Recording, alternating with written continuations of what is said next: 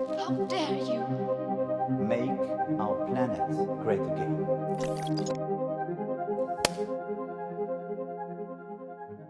Il y a un an, les méga-feux australiens faisaient la une des journaux. On découvrait alors que les feux prenaient une ampleur inédite en Australie, pays pourtant habitué des incendies. L'une des explications d'alors venait des aborigènes dont les savoirs ancestraux pour gérer les forêts ou pour maîtriser les feux n'étaient plus utilisés.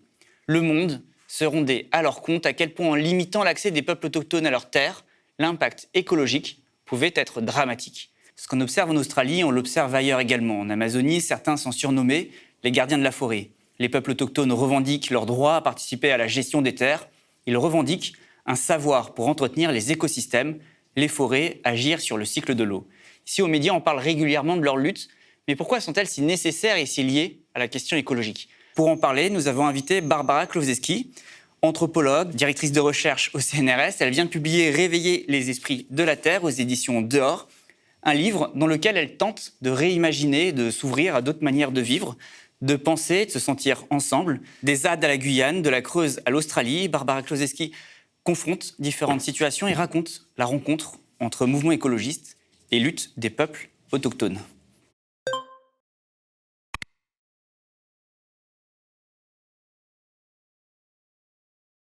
Bonjour Barbara Klowczewski, vous allez bien ? Très bien, bonjour Rémi Kenzo.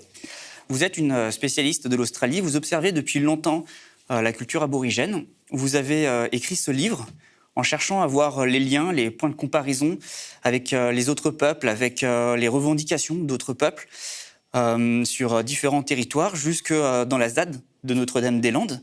Un an après les incendies, on ne parle plus trop de l'Australie, on ne parle plus des revendications aborigènes concernant la gestion des forêts. Comment les choses ont évolué sur place ? Qu'est-ce que ça vous inspire, cette situation ? Alors, que l'on ne parle plus d'incendie, c'est une bonne chose, parce que justement, cette année, il n'y en a pas eu.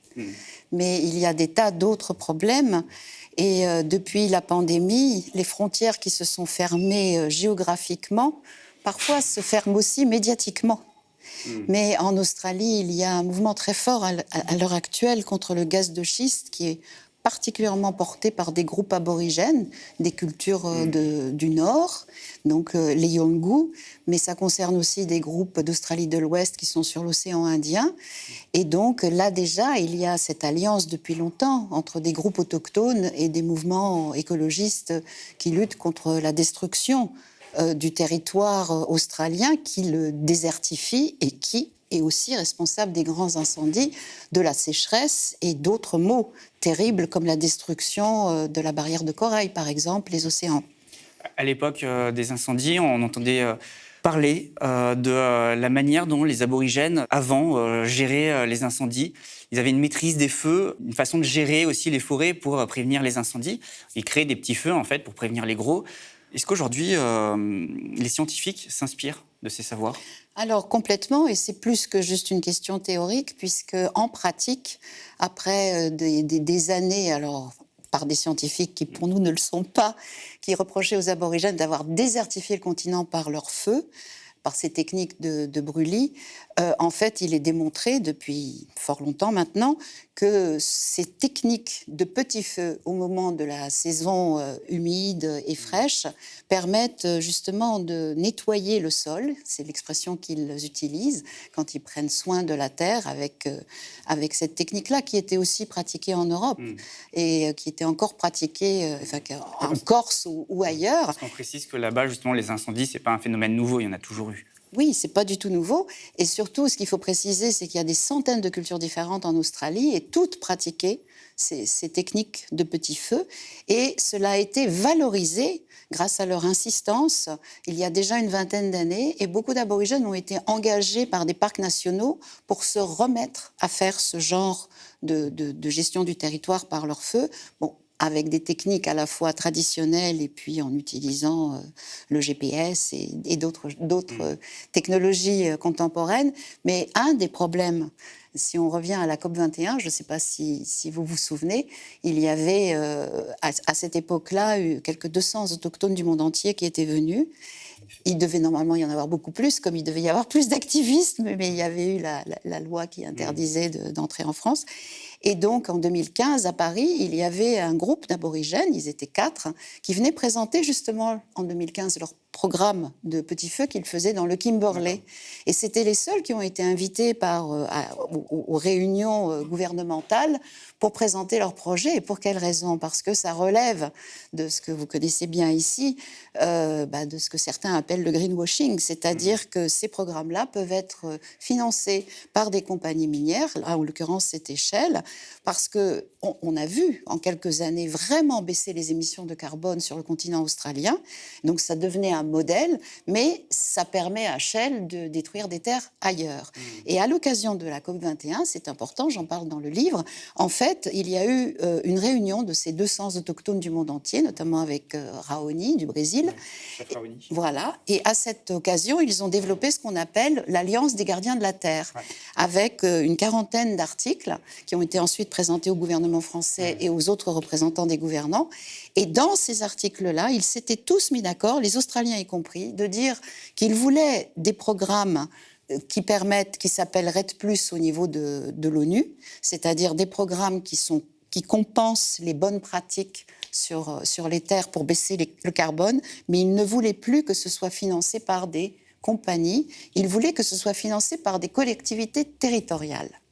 Et c'est là que peut-être on rejoint un peu la raison pour laquelle j'ai écrit ce livre, c'est que le grand enjeu aujourd'hui, particulièrement en France, mais c'est vrai du monde entier, mais en France c'est très très chaud, c'est que c'est aux collectivités territoriales de décider un certain nombre de choses pour pouvoir, de manière autonome, prendre soin de leur territoire. D'accord. Parce que c'est vrai qu'en Australie, il se passe beaucoup de choses. On avait parlé du gaz de schiste, il y a ce qui se passe aussi avec les mines de charbon. La mine Adani. Voilà, notamment qui menace la Grande Barrière de corail. Oui, et puis les terres aussi. Et déjà dans cette région-là, depuis des années, parfois, quand on ouvre le robinet d'eau, c'est du feu qui sort. D'ailleurs, le terme de solastalgie, il est australien. Enfin, il vient d'Australie. C'est un chercheur australien qui a défini la solastalgie. Ce n'est pas anodin si peut-être aussi que les aborigènes sont particulièrement sensibles à ces formes d'éco-anxiété. Alors, ils sont sensibles aux formes d'éco-anxiété telles que ça a été nommé dans les catégories de Glenn Albrecht, qui a été très populaire quand il a proposé ce terme de solastalgie qui vient de solace, douleur, et avec la terminaison algie comme nostalgie. Mais là, ce n'est pas la nostalgie du passé, c'est la nostalgie du milieu qui s'est transformé. Le fait de perdre ses terres, d'être arraché de ses terres, absolument, ça joue forcément sur le mental, tout psychologie. à fait. Mais dans le cas des aborigènes, il y a quelque chose qui est extrêmement important, c'est que bien sûr qu'il y a une terrible souffrance à voir se transformer les terres et être détruites. Mais ce qu'ils nous disent aujourd'hui, c'est qu'il faut absolument avancer pour essayer de réparer cette terre et d'arrêter tout ce qui l'a détruit. Alors, moi, j'aimerais comprendre un petit peu votre démarche anthropologique, scientifique. Comment est-ce qu'elle nous permet de comprendre le lien entre l'humain et le reste du vivant et avec la terre, justement, parce que vous dites qu'il faut penser à la défense de la terre et de ses habitants, et c'est aujourd'hui une urgence. Oui, absolument. Donc moi, ça fait 40 ans que je travaille avec des aborigènes en Australie. J'ai commencé avec les Walpiri du désert central, donc une population qui vit dans le désert. Et aussitôt, j'ai compris, enfin, j'avais pas d'a priori sur ça, mais on a tous un a priori en Occident sur le fait que le désert n'était pas inerte, comme on l'enseigne encore dans les écoles, que la terre est inerte et mort, inanimé, mais qu'il était très, très vivant, et que tout ce qui l'habite, c'est du point de vue des aborigènes, mais quand on est dans ces paysages-là, on peut le sentir. C'est tous les animaux qui vivent sous terre, c'est toutes les plantes qui se déploient en rhizomes, les ignames, les racines et autres. Et c'est ses habitants. Voilà, et l'eau qui pour les aborigènes et beaucoup d'autres peuples autochtones est pensée comme vivante, les minéraux. Et donc les minéraux, c'est aussi les mines. Ce que vont chercher. Enfin, les mines vont chercher des minéraux. Et donc, pour beaucoup d'aborigènes, les minéraux aussi sont vivants. Au sens où, comme l'eau, les différents métaux qui sont dans la terre, eh bien, ils les voient, ils les identifient. Et c'est intéressant de dire, par exemple, que les sites sacrés qui sont liés au feu ont souvent été ensuite identifiés à des sites à uranium.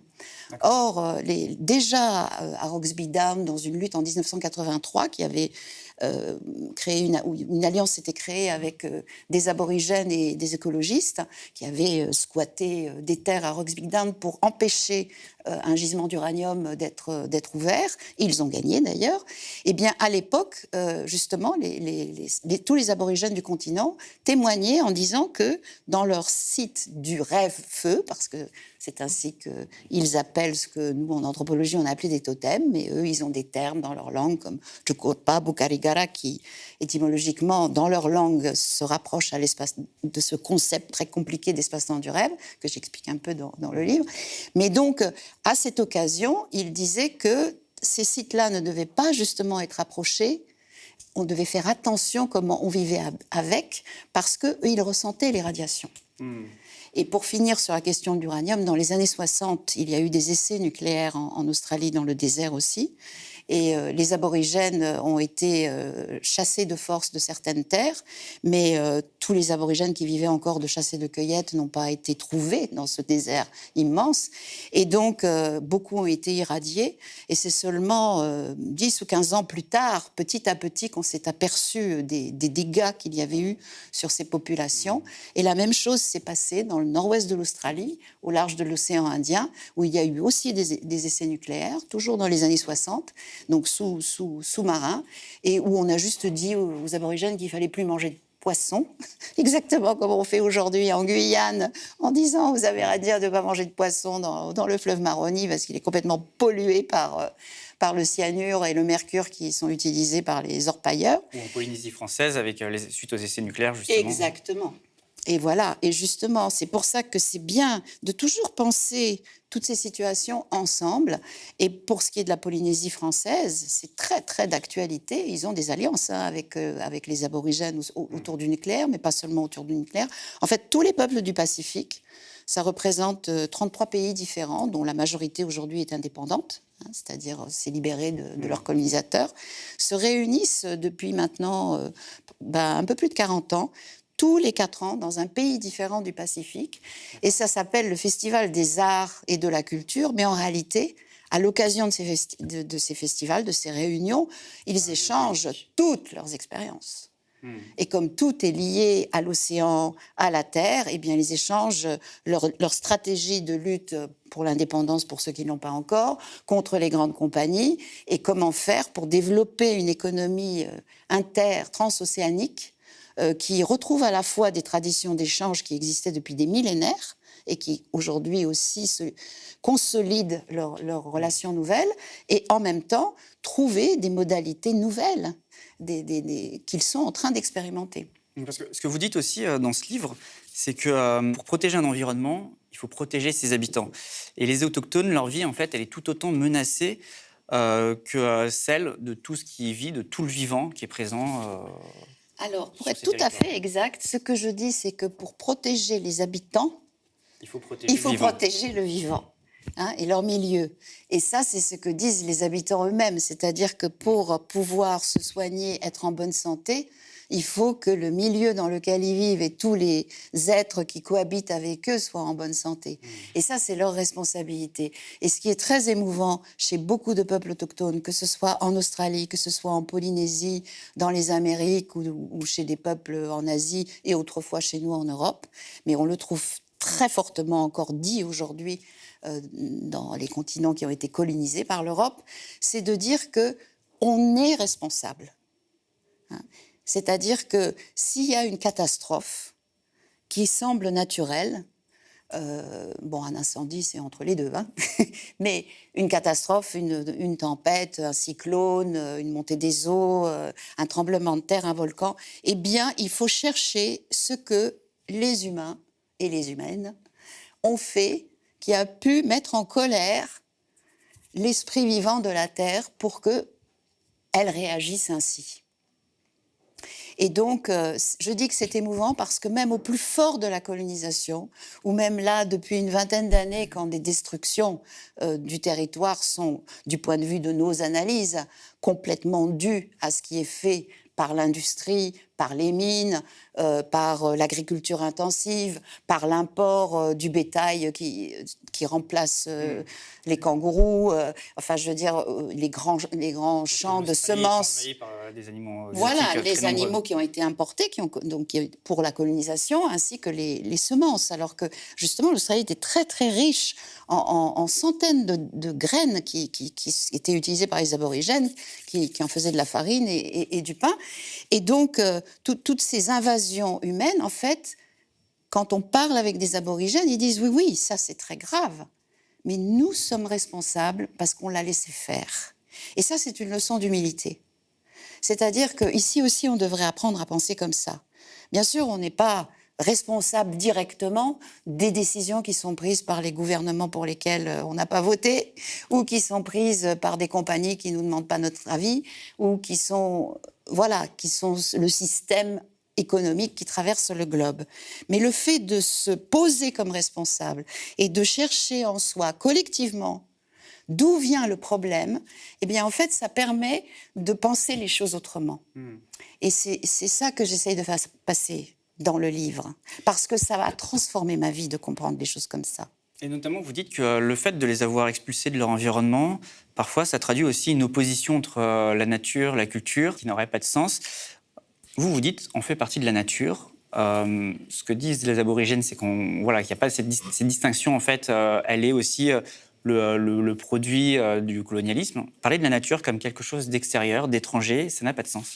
Oui, moi, ces histoires de débat autour de nature-culture, c'est pas vraiment ma tasse de thé. D'accord. Il y a très très longtemps, puisque j'ai commencé à travailler en Australie en tant qu'étudiante, en 79, dès ma thèse, puis mon premier livre qui s'appelait Du rêve à la loi enfin, c'était pas mon premier, il y a eu Les rêveurs du désert, mais disons la grosse thèse théorique Du rêve à la loi chez les aborigènes au PUF. J'avais déjà fait toute une série de diagrammes où je montrais, et j'en reprends un justement dans le livre, où je montrais cette ambiguïté. C'est-à-dire qu'en fait, dans beaucoup de langues autochtones, les termes nature et culture n'existent pas, mais il y a beaucoup de manières d'opposer des choses et de les distinguer. Et dans le cas aborigène, avec ce qu'on a appelé dans la tradition anthropologique le totémisme ou les totémismes australiens, eh bien, en fait, ce qui est très important, c'est que selon les contextes, les humains, qui sont tous associés différemment, soit à différentes plantes ou différents animaux, ou bien ni à l'un ni à l'autre, mais à la pluie ou à l'eau, ont tous des interconnexions avec une constellation qui n'est pas humaine. Et c'est le rapport entre ces différentes constellations qui fait la vie dans un milieu. Et ça, c'est reconnu au niveau de chaque langue. L'Australie est à penser comme une espèce de gigantesque maillage de filets, même pas à plat, mais puisqu'il y a des animaux qui rentrent sous terre, il y a les oiseaux, il y en a qui se transforment en étoiles. C'est un immense cosmos. Vous dites quand même que le problème, c'est déjà de penser, cette distinction, de penser ainsi, quand on pense à protéger la nature, on en extrait les humains, en fait. Mais ça, ce serait une vision biaisée de la nature, du concept de nature, et ne plus considérer l'environnement, la nature, comme quelque chose d'extérieur, de distant de nous. Et en fait, ça, c'est un concept, c'est un point de vue colonial aussi. C'est un peu ce que vous expliquez. Oui, c'est colonial. Il y a beaucoup de choses qui ont été écrites là-dessus par beaucoup d'écrivains, des livres formidables. Mais c'est dans le sens où nous avons... quoi. Oui. De l'homme blanc.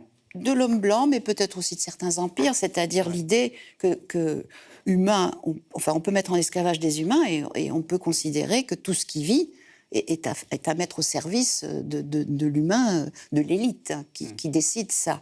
Bon, ça c'est une chose. C'est une vision qui a permis aussi d'asservir les autochtones, qui est une vision aussi anti-autochtone. C'est vrai, mais à vrai dire, on n'avait pas besoin d'arguments théoriques pour le faire, même si on a prétendu que c'était ou non de ça. Non, ce qui est important de comprendre ici, c'est que ce que nous voyons comme naturel, c'est-à-dire si on traverse l'Australie, donc des collines, des arbres, des sources, eh bien pour les aborigènes, c'est culturel. D'accord. C'est pour ça que moi, je ne dis pas que... Parce que ça aussi, ça implique d'autres mythes. Que les peuples autochtones sont du côté de la nature, que c'est des naturels. Pour eux, tout est culturel. D'ailleurs, je sors un peu de l'Australie, mais il y a un concept politique dont vous parlez à un moment donné, c'est le Pachamama. Oui. Terre et nature. Vous dites que, en fait, ce concept, il parle de donner des droits à la terre, de reconnaître une personnalité juridique à des écosystèmes. On pourrait par exemple reconnaître en France la Loire, la Seine comme des entités. En fait, on est un petit peu là-dedans aussi, dans ce même type de perception. Alors, on est tout à fait là-dedans, d'autant plus que c'est souvent parti de peuples autochtones qui étaient en lutte. Donc, il y a, que ce soit en Bolivie ou en Équateur, et en Équateur en particulier, où il y a eu la rencontre avec au moins des représentants de 33 pays pour définir cette déclaration sur les droits de la nature. Là, on est en Amérique. Voilà, on est en Amérique, et donc en Équateur et en Bolivie, Pachamama, c'était une entité qu'on ne peut pas résumer en un mot ou en une phrase pour les peuples andins. Mais ça a été complètement retravaillé comme concept pour devenir un concept politique qui a été accepté aussi bien par des Amérindiens de la forêt qui n'avaient pas cette notion de Pachamama, mais des choses beaucoup plus multiples, que des féministes et des marxistes qui ne reconnaissaient pas du tout ce type de tradition. C'est devenu donc un outil, même reconnu à l'ONU aujourd'hui, Pachamama, pour dire terre-mère. Mais moi, personnellement, je trouve que c'est formidable que, aussi bien en Amérique du Sud et centrale, on ait réussi, avec ces arguments-là, à défendre des terres et insister sur le fait qu'il faut prendre soin de la terre comme une personne. Et de même en Nouvelle-Zélande, bien sûr, le fleuve Wangawi, les montagnes, et en Australie aussi. Mais ça ne suffit pas. Ça ne suffit pas et ça peut poser problème. C'est-à-dire qu'on sait très bien que les compagnies minières ou n'importe quelle entreprise, n'importe quelle multinationale dans le monde est une personnalité juridique.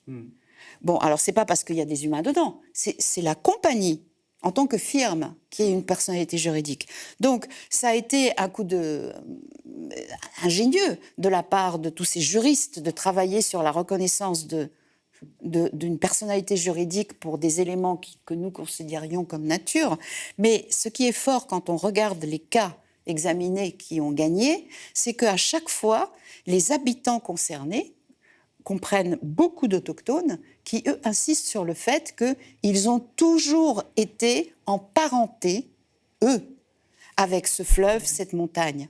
Et que c'est au nom de cette parenté, donc de la même famille, que eux prennent soin de ce lieu depuis fort longtemps et que c'est à eux qu'il faut donner la possibilité de continuer à prendre soin de ce lieu parce que ce lieu prend soin d'eux et que c'est indissociable.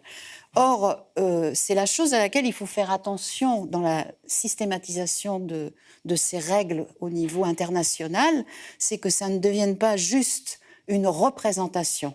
C'est un peu un problème parfois dans les débats autour du Parlement des choses, de la Tour ou d'autres, où il ne s'agit pas que des humains représentent le fleuve ou la montagne. C'est là qu'il faut qu'on change de paradigme, en fait. Il faut sortir de la représentation. C'est pas par la représentation qu'on peut comprendre les choses. C'est vrai autant au niveau théorique que au niveau politique. Mais ce que ça dit aussi de notre rapport à ces écosystèmes, à ces montagnes, à ces fleuves, etc., c'est derrière, ce qu'il y a derrière, c'est notre rapport aux ressources, en fait. Les ressources qu'on convoite sur ces terres, dans ces montagnes. C'est un rapport même impérialiste, vous dites à un moment donné. Oui, c'est-à-dire qu'on considère que les ressources sont quelque chose qui nous serait dû au sens où elles sont commodifiables et que c'est une marchandise. Dès lors que, comme beaucoup de peuples autochtones chasseurs, cueilleurs, pêcheurs, et y compris des paysans, des éleveurs, ne considèrent pas les choses qu'ils attrapent comme quelque chose qui est qu'une ressource. Dans toutes les cultures du monde, il y a toute une série de rituels qui montrent qu'avant même de couper un arbre, et ça existe encore chez nous, avant de couper un arbre, les aborigènes, eux, vont chanter. D'autres groupes vont faire un rituel pour pouvoir le couper. Mais des bûcherons, encore chez nous en France, dans certaines régions, eh bien, que font-ils ? Ils ont différentes techniques pour paralyser la sève. Alors, scientifiquement, on va dire on paralyse la sève parce que le bois sera meilleur, voilà. Mais ça repose sur des traditions très anciennes pour, justement, s'adresser à l'arbre comme quelque chose de vivant. Et de la même, chez beaucoup de peuples chasseurs, on s'adresse à l'animal. Et il faut devenir l'animal pour pouvoir l'attraper. Vous me parlez des bûcherons ici en Europe, mais justement, ce que vous dites, c'est qu'il y a des héritages européens aussi. On peut parler justement, vous étiez en Creuse, dans le Limousin, en Occitanie. Il y a des héritages européens qui ont été longtemps étouffés, qui résonnent aujourd'hui avec les revendications des peuples autochtones. Oui, bah alors complètement. D'ailleurs, le livre est justement né. L'idée du livre est née en 2017 quand j'étais invitée sur le plateau de Mille Vaches à la ferme de La Chaux, où réside l'éditeur, les éditions dehors. Mais surtout, il y a des formidables rencontres qui se passent là-bas, comme d'ailleurs sur toute la montagne Limousine, à Tarnac et à la Foula-Montagne et ailleurs. Et notamment, vous avez retrouvé aussi ces problématiques à Notre-Dame-des-Landes, là où il y a la ZAD. Oui, oui. Tout à fait. Il y a en France une richesse incroyable sur tous les territoires. Alors évidemment, la ZAD de Notre-Dame-de-Landes a été emblématique parce qu'elle a été soutenue par des gens à travers la France entière et au-delà. Et que lorsque même l'aéroport a été abandonné et qu'il a été question de la part du gouvernement de chasser tout le monde de là-bas, eh bien malgré leurs 1500 gendarmes mobilisés, ils n'ont pas réussi à chasser les habitants. Ce n'est pas tout à fait la même population qu'il a aujourd'hui, parce que certains considéraient qu'ils avaient envie de partir pour d'autres luttes. Mais ce qui se passe à Notre-Dame-des-Landes aujourd'hui est assez extraordinaire aussi, et pas seulement là-bas, mais aussi là-bas. Et d'ailleurs, cet été, il y aura des rencontres avec des zapatistes, comme dans d'autres régions de France, puisque les zapatistes arrivent mi-juin en Espagne. Mais oui, en Espagne. Et donc, ils vont tourner dans toute l'Europe. Mais lors de ces rencontres, comme la ZAD en Nord... les recevoir aussi. Hein? Voilà, donc ça va être... Et donc il y a tout ce mouvement, voilà, c'était juste pour finir là-dessus, qui relie donc des gens de la ZAD avec des centaines de luttes à travers aussi, enfin la France et au-delà, qui s'appelle Soulèvement de la Terre. Oui. Et il s'agit bien de faire exactement ce que j'essaye de défendre dans ce livre, c'est-à-dire que les habitants humains, avec les non-humains, prennent soin du territoire pour prendre soin du collectif. C'est-à-dire qu'il ne s'agit pas seulement, que ce soit à Notre-Dame-des-Landes ou en Australie ou en Amazonie, voilà, il ne s'agit pas seulement de résister face à des désastres, il s'agit en fait de la question de l'accès commun à la terre. Complètement. Et c'est des modes d'existence aussi à choisir, quoi. Oui, tout à fait. Et d'ailleurs, justement, il y a des choses extrêmement importantes pour la France qui se passent aussi bien en Polynésie qu'en Guyane avec des autochtones qui ont des systèmes traditionnels de communs qui sont différents des communs qui existaient en Europe, parce qu'il y a toute une variété de communs qui correspondent toujours aussi par rapport au type de milieu et de vivant qui est là. Et donc, le système français de la République supposée indivisible veut toujours universaliser tous les systèmes et donc n'accepte pas des formes spécifiques de gestion des terres. Or, c'est la seule solution aujourd'hui que de réinvestir ces formes-là et surtout de ne pas les arrêter là où elles continuent. Par exemple, en Polynésie, c'est ce qu'on appelle l'indivision foncière. Et là, dernièrement, le gouvernement a voulu passer un décret, en fait, pour interdire l'indivision foncière pendant quelques années. Ça va faire des ravages, parce que ça va permettre à ceux qui seront corrompus de vendre des terres. Voilà, ça s'est vu ailleurs dans le Pacifique. Alors que jusqu'à présent, malgré toutes les destructions dues aux essais nucléaires, eh bien, il y avait quand même des terres protégées. Ce que vous dites, c'est une guerre sociale et territoriale, en fait. Complètement. Et c'est surtout que, toujours, quel que soit le modèle qui est à réinventer aussi, c'est régional. Parce que ça correspond au milieu qui est là, mais les expériences des uns et des autres se nourrissent entre elles. Parce qu'il s'agit, vis-à-vis de la situation actuelle, non pas de désastre en soi, mais de terrible corruption de tous les espaces, qu'ils soient physiques ou mentaux, de réparer tout ça. Donc il faut s'y prendre un peu autrement.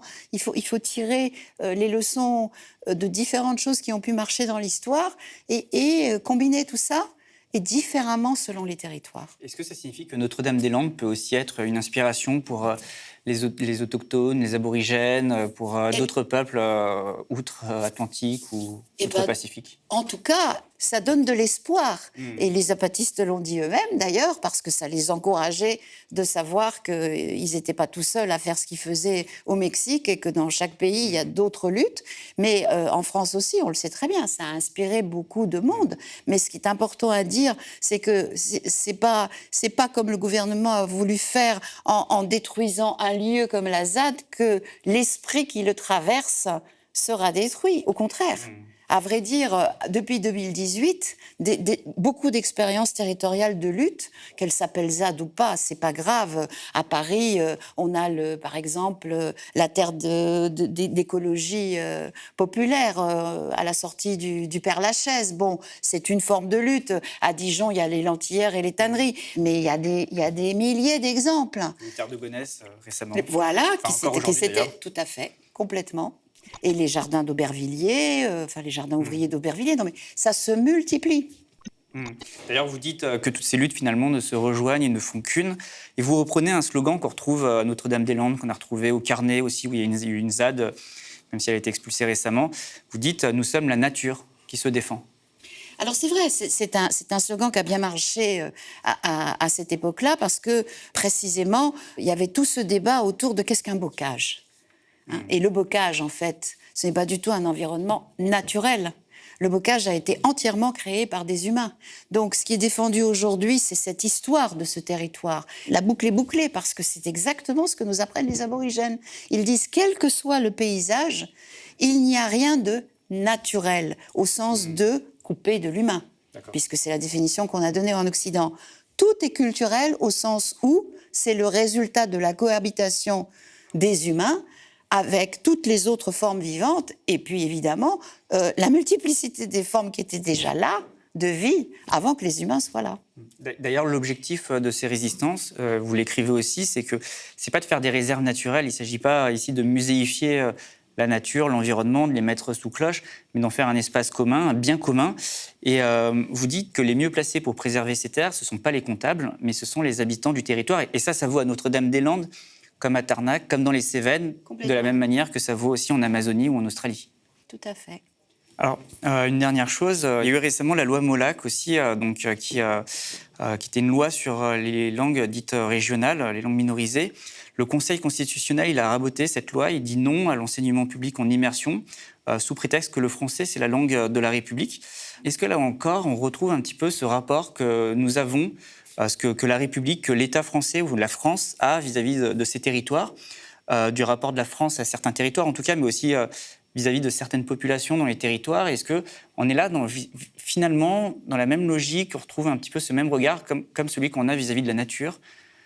Alors, on peut tout à fait dire ça, mais ça, c'est parce que c'est l'obsession de l'universel.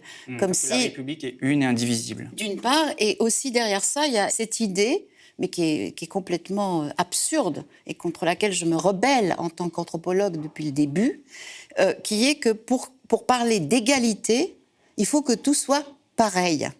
La différence ne veut pas nécessairement dire la domination d'une partie de ce qui est différent sur l'autre. Ça vaut pour les relations hommes-femmes, ça vaut à tous les niveaux. Simplement, il faut faire très attention pour que dans les différences, il n'y ait pas ces rapports de domination qui s'installent.